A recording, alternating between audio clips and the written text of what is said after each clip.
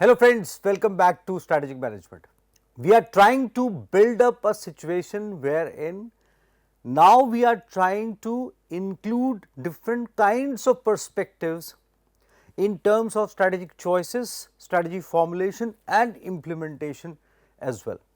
And before we go deeper inside into the functional level execution in many cases, and then we try to put up a complete scenario once again to realize that we started from analyzing the strategic path, the long term path, then started talking about the competition and beyond competition, and then we included several environmental factors, and then we started talking about strategic steps. Now we are including perspectives around it, and we are trying to build up a situation wherein we would be talking about choice of strategic steps or strategic choices in terms of goals or objectives with reference to different kinds of perspectives which we are including in our discussion.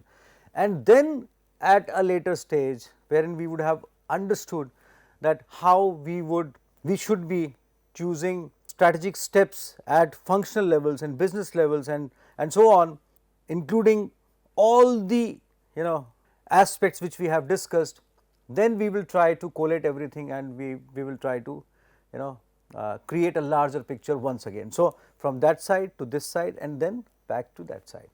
Here is an important contribution which I am discussing with you at this moment, which was done by a stalwart of the field in field of strategic management, Professor C.K. Prahalad, and he contributed a lot in this world basically, and he played a pivotal role in in developing our imagination in terms of strategic choices and market development at large. Fortune at the bottom of the pyramid is a perspective which he gave to this world, and which definitely opened the eyes of several kinds of people around the world. He tried to observe how things are happening in several pockets by several intelligent people who were actually thinking simultaneously with regards to reaching out to the poor and including them in the process of business and this globalized business development or market development being driven by several kinds of enterprises around the world. And on the other side, he tried to develop principles around such kind of a philosophy, such kind of a perspective wherein poor people can be served and can also be included for the benefits of the organization, included as markets, as customers in the process for the benefits of the organization who intend to serve them. So, there are several people who have been practically doing this. For example, Muhammad Yunus won Nobel Prize for the efforts which he made for Grameen Bank, Bangladesh. There is very important book, a research study which was published, and the name of one of the authors is Daryl Collins. The name of the book is Portfolios of the Poor, wherein how people earning $2 a day live their lives in terms of what do they do financially, how do they manage their finances, how do they live their lives. That is all about that. That's very interesting book which tells us about a longitudinal study which the authors conducted in due course of time for analyzing how intelligently poor they manage their finances. So, and similarly on the same side, Professor Prahalad talked about market development with reference to poor. So, here comes fortune at the bottom of the pyramid, which itself is a strategic approach and a long term strategy in itself. And here what Professor Prahalad says, the first paper I think which he wrote and talked about was serving the world's poor profitably, which he demonstrated and which was published as well. And after that this research became one of the most talked about researches in the world, and then this book Fortune at the Bottom of the Pyramid was published. So, we are taking the glimpses from that book, Prahalad 2006, The Fortune at the Bottom of the Pyramid, Pearson, Prentice Hall. And there he says that if we stop thinking of the poor as victims, let us change our perspective, as he says, or as a burden, and start recognizing them as resilient and creative entrepreneurs and value conscious consumers. Resilient and creative entrepreneurs and value conscious consumers. And portfolios of the poor, if you read, would also talk about similar kinds of things which the authors they observed. So then to add to our thought process, when he says that recognizing them as resilient and creative entrepreneurs and value conscious consumers, a whole new world of opportunity will open up, opportunity for them as well as the organizations. And you see, this is a very composite thought process basically, because many a times organizations they have traditionally been perplexed in terms of the buying capacity and buying power, that if poor should have that kind of a buying power, then only we would be able to serve them, and otherwise government agencies would be able to do that through tax collection and so on, and wherein government hospitals would serve them with all their resources, and government would try to keep up to the food security and health security and several other kinds of services which government should be providing to everyone as the citizens of a country and so on. But this kind of an approach wherein those people they have to be they have not to be looked upon as victims or as a burden, but to be looked upon as creative entrepreneurs or participants of the process and value conscious consumers. This is a very different kind of an approach, and there are thousands of such organizations which are pursuing their business with similar kind of an approach. Let us see what Fortune at the bottom of the pyramid says, what Professor C.K. Prahalad has demonstrated. As he said in 2006, more than 4 billion people, and which is true and relevant more or less till now after almost 17 years or so. So, more than 4 billion people make up the poorest section of the world, and for years national governments, civil societies and aid agencies and international organizations including the United Nations have been trying to eradicate the same. So, everyone is whole of this world, all the people who are above beyond certain poverty levels, or they say that they are affluent and opulence is around them, everyone wants that poor should not remain poor. That is the intent of the world, that this world should be a good and better place for everyone to live in happily. So, then he says that however typical pictures of poverty mask the fact that the very poor represent resilient entrepreneurs and value conscious consumers. Poverty masks, the pictures of poverty masks the fact that the very poor represent resilient entrepreneurs and value conscious consumers. After all, they are living their lives within whatever constraints. So, they are consumers and they are trying to get out of that situation. That means they are entrepreneurial by nature, and as has been observed by author Professor C.K. Prahalad. What is needed, he further adds, is what is needed is a better approach to help the poor, an approach that involves partnering with them to innovate and achieve sustainable win-win scenarios. Very interesting premise, and you would realize that there are several businesses which rely on this thought. So, innovate and achieve sustainable win-win scenarios where the poor are actively engaged, and at the same time, on the one hand they are actively engaged in the process, and at the same time the companies providing products and services to them are profitable. So, you are engaging them somehow by making them your suppliers or generating livelihood opportunities for them, and on the other side converting them into consumers. A very important thought. This way a mutual gain and benefit comes to the way, and you see everyone can offer something to an organization in terms of their skills, in terms of their abilities, in terms of the capabilities. We have talked about capabilities, core competencies and everything, which actually goes down to the levels of an individual. And there are so many researches which have been conducted in terms of individual capabilities and capability development as such, and this thought has that kind of a premise that everyone can be included as the part of the process. This collaboration between the poor, civil society organizations, governments and large firms can create the largest and fastest growing markets in the world. Definitely it was an eye opener, and believe me, after that several organizations they started thinking in those kind of terms. Several startups they came into this sphere, and people earned lots of money out of it while helping poor emerging out of poverty. So, And this is the economic pyramid which Professor Prahalad talks about. This is data which he and his associates would have taken from several kinds of sources, wherein the several organizations, they keep monitoring this kind of a data. On an average, the large part of population, that is almost 4 billion or so, and I am talking of 2006. Now this number would have reduced, hopefully, if we are all making due efforts in terms of reducing the number of poor or people who are earning their livings within a $2 range kind of, and I hope that it should reduce.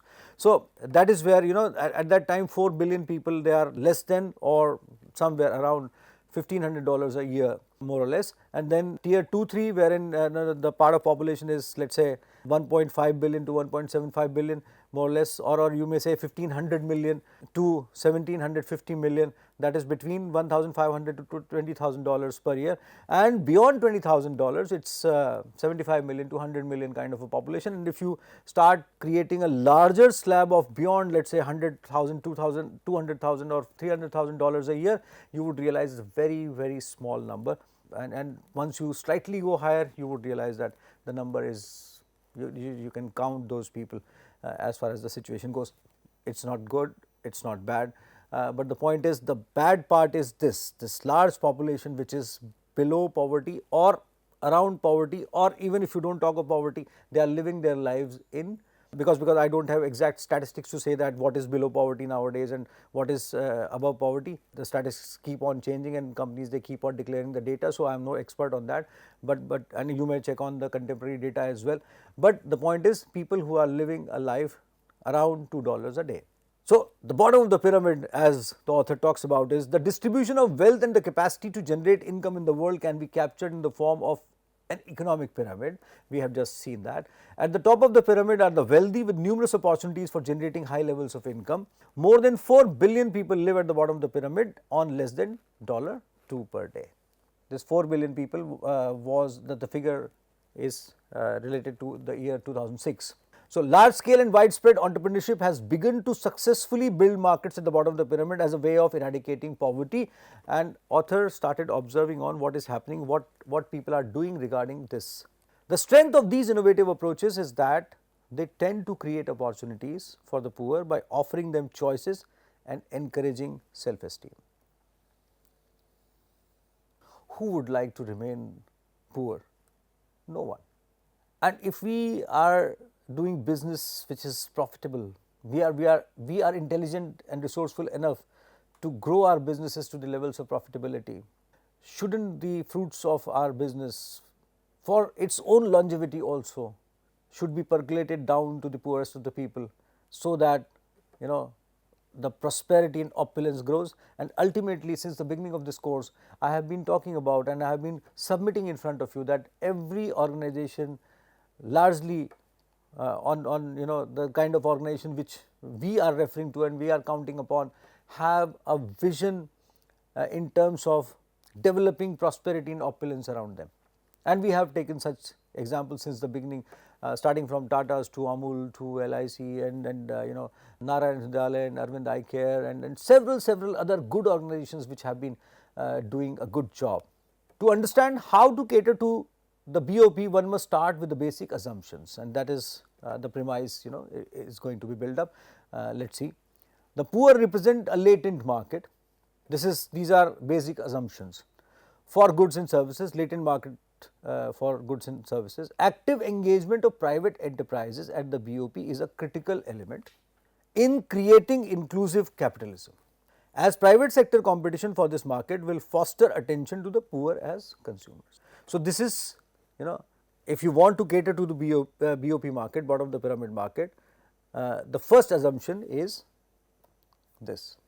Now, second is the BOP as a market provides a new growth opportunity. On one side, participation of private sector should be motivated, and BOP as a market provides a new growth opportunity for the private sector and a forum for innovations.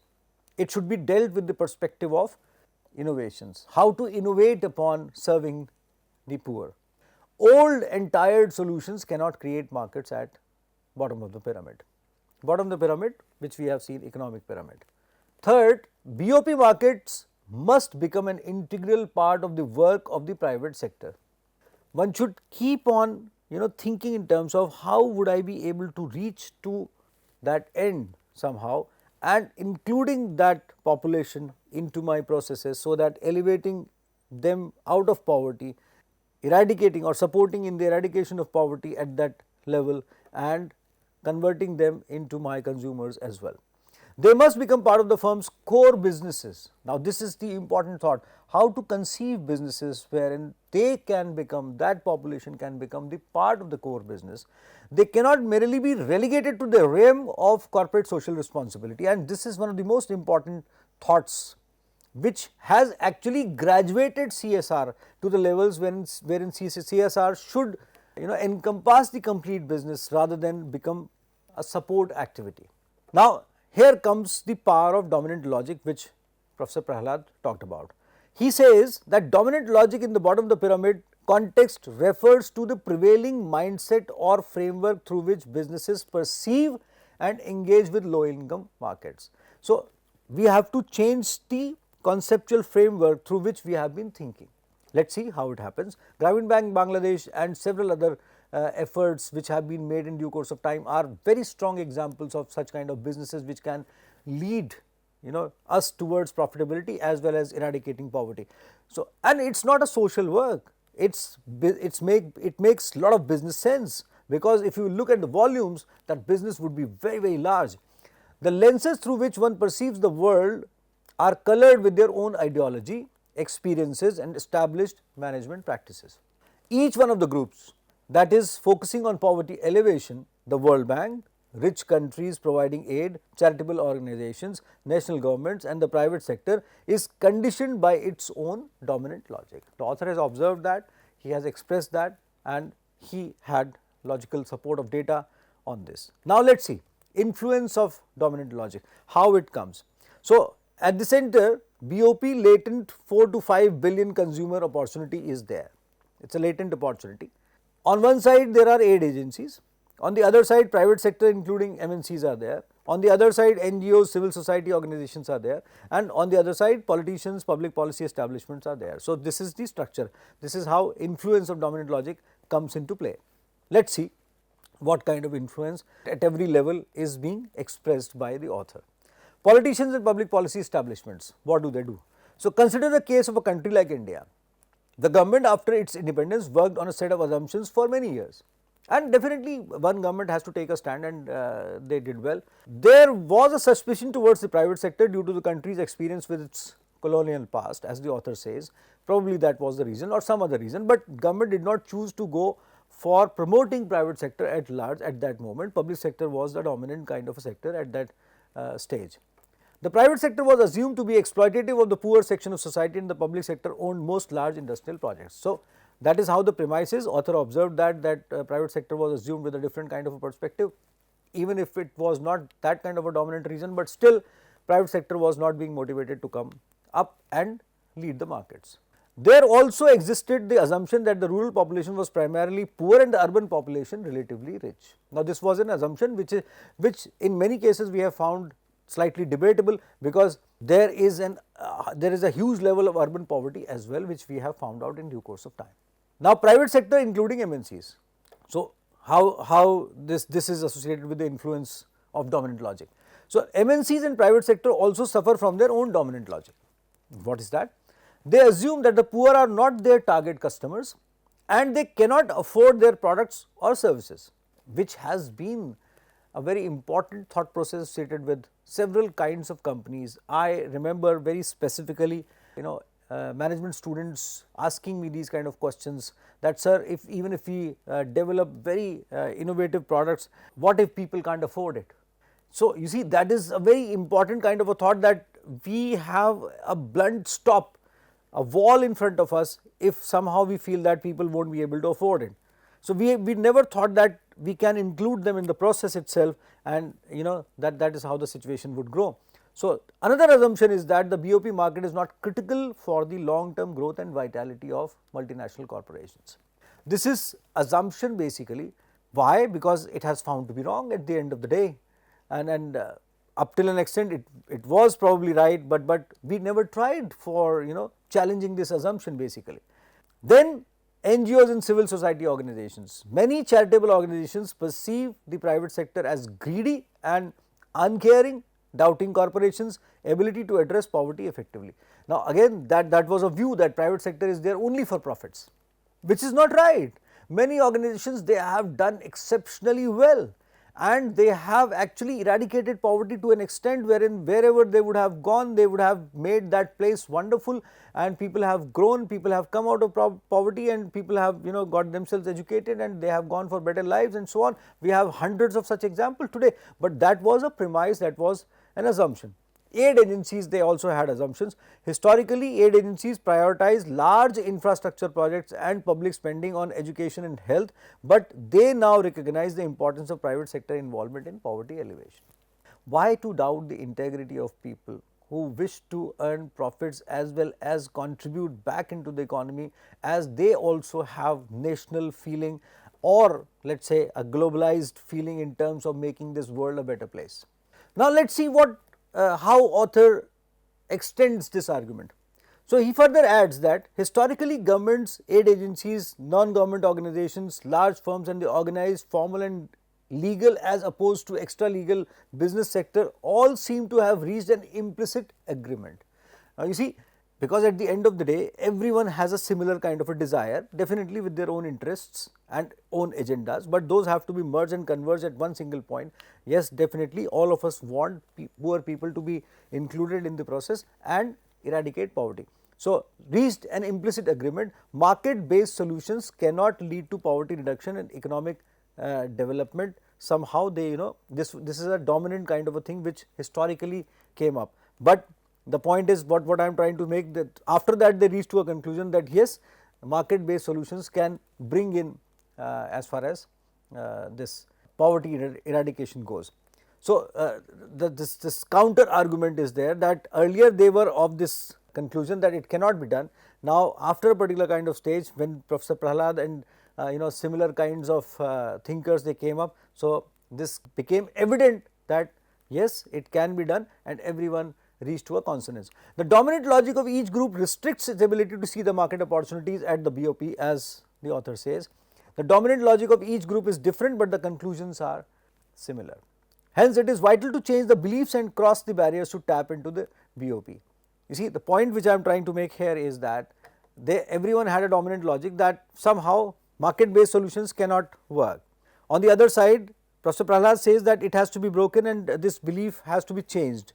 And as I added before reading this complete text in front of you, that now we have reached to a situation wherein people do agree that yes, organizations, MNCs, large corporations can contribute in poverty eradication, and there are several businesses which were traditionally also there, but now they have become prominent businesses and newer businesses have entered into the similar sphere. I talked about this once long back when I said that earlier people used to say that this kind of a marketing approach wherein you are serving the poor or societies at large is societal marketing, but when marketing itself changed its definition in terms of marketing management, American Marketing Association published that, wherein society at large became a prominent keyword in that definition, therein almost all the businesses which are serving the society at large are to be considered as activities and processes, and the definition talks about it at length. So that is where the whole world started diverging towards this thought that we are there for the societal development. So marketing became societal marketing, and the diminishing lines between societal marketing and marketing diminished. Same came up with strategy and strategic perspective, that somehow we have to be inclusive in our approach as far as our business goes, because the organizational life cycle would be extended if somehow we are associated with the people and the planet.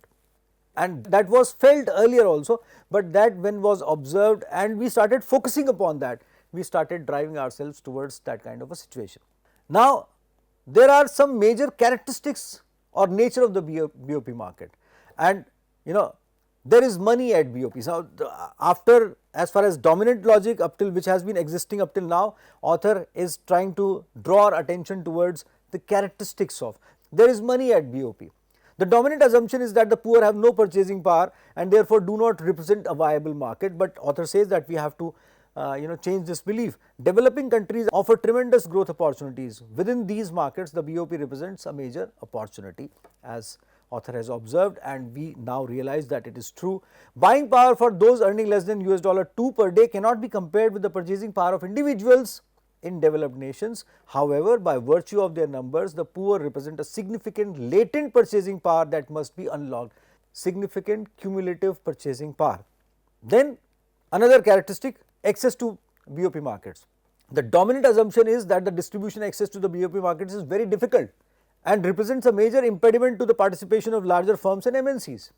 The BOP does not lend itself to a single distribution solution. Urban concentrations represent a problem distinct from that of distribution access to the dispersed rural communities. Worldwide, the cost of reach per consumer can vary significantly across countries, that is for sure, and we have to realize that. Project Shakti by Hindustan Unilever Limited is a good example of this, and it is a very talked about project, and now you have examples like Patanjali which have created history as far as the whole situation goes, and there are several other kinds of organizations which have reached to that kind of a level. Banking organizations, they have actually adapted microfinance business and so on. Then the BOP markets are brand conscious. The dominant assumption is that the poor are not brand conscious, and people thought that why should they be? On the contrary, the poor are very brand conscious. They are also extremely value conscious by necessity. An aspiration to a new and different quality of life is the dream of everyone, and why shouldn't it be, including those at the BOP. Therefore, aspirational brands are critical for BOP consumers. However, BOP consumers are value buyers. They expect great quality at prices they can afford.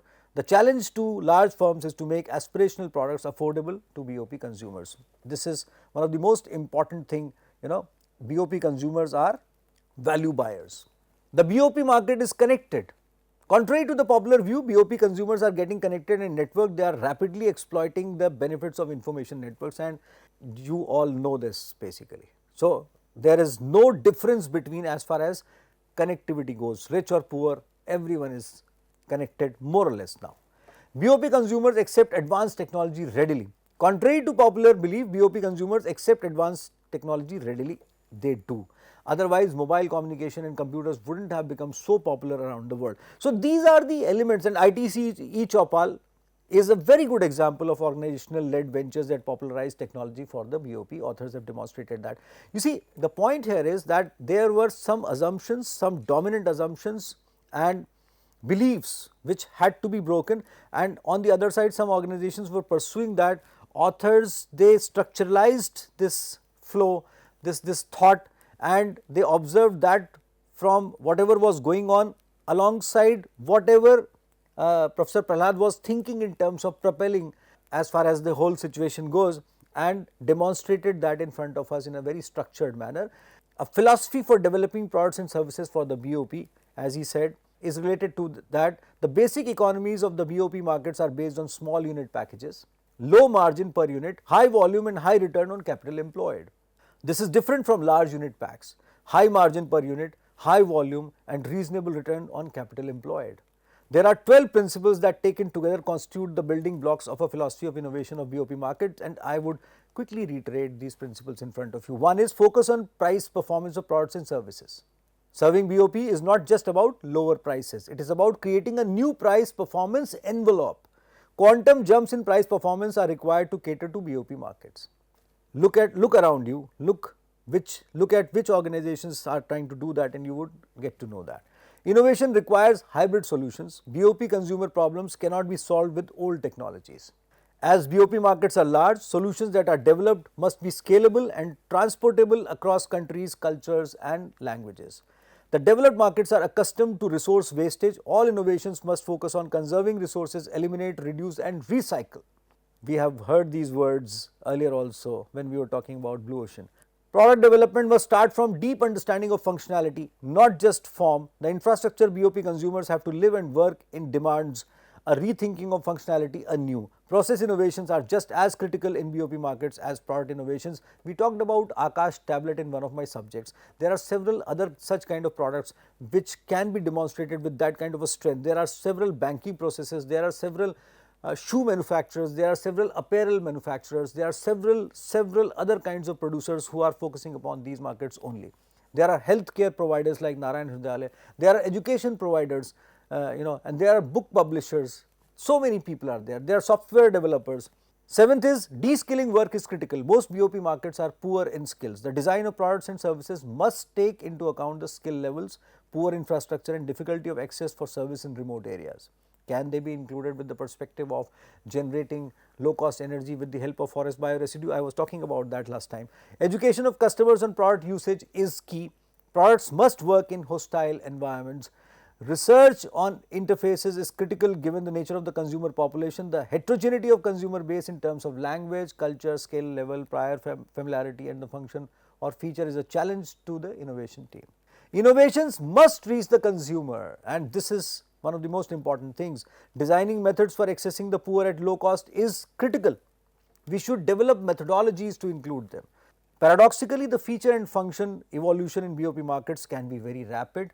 Product developers must focus on the broad architecture of the system, the platform, so that the new features can be easily incorporated. And this is how the growth pattern in terms of BOP markets is demonstrated by the author Professor C.K. Prahalad in 2006, wherein he says that there is a traditional S curve and BOP I curve is like this. I leave you with this thought that we definitely can reach to the poorest of the poor with a perspective of including them in the process and then developing them as consumers and customers and enhancing the levels of our own profitability. We may choose to talk about several kinds of examples wherein we have included them as distributors, as workers, as service providers, as partners at large, and then they become our consumers at the end of the day. There are several organizations which have thrived on this thought and are doing exceptionally well. That is where fortune at the bottom of the pyramid lies. It's an interesting text. Please do read that, and that will definitely add lots of value to your thought process. I'll be catching up back with you with another kind of a pivotal thought process propelled by Stuart Hart in terms of capitalism at the crossroads next time. Till then, goodbye.